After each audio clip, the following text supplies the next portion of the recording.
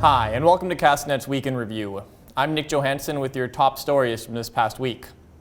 After weeks of speculation, Premier John Horgan called a snap election Monday, about a year ahead of the required date.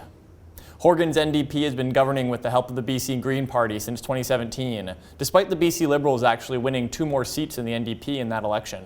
We have 12 months remaining in the mandate of this government, but we have a 4-year project or longer ahead of us.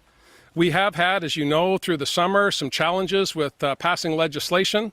The stability that I believe we had over the course of our minority government is not as strong as it was when we began.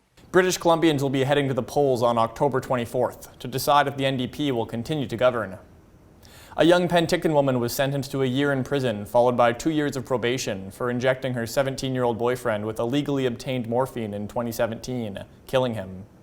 Kira Bork, who was 20 years old at the time of Devin Blackmore's death, says the teenager asked her to inject him with the painkiller as he was suffering from an undiagnosed severe lung infection at the time.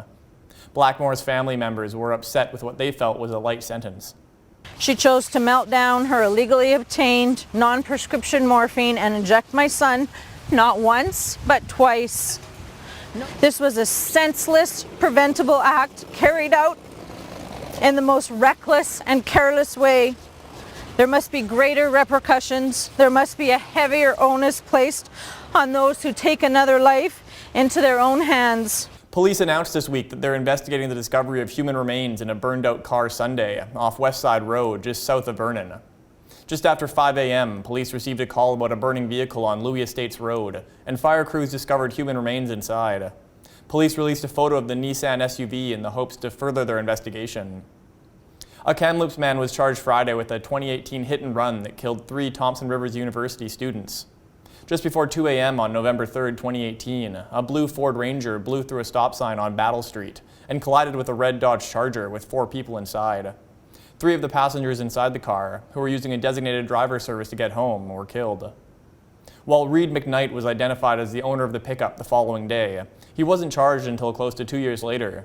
He faces a handful of charges, including 3 counts of dangerous driving causing death. And Kelowna RCMP responded to Orchard Plaza Shopping Centre Friday after a bomb threat was called into the Winners. Just before noon, employees of the clothing store, along with several other adjacent stores, evacuated, and a number of police cruisers closed down the area. Police have not said if they found anything of interest in the search of the store. That's it for this week's Week in Review. For Castanet News, I'm Nich Johansen.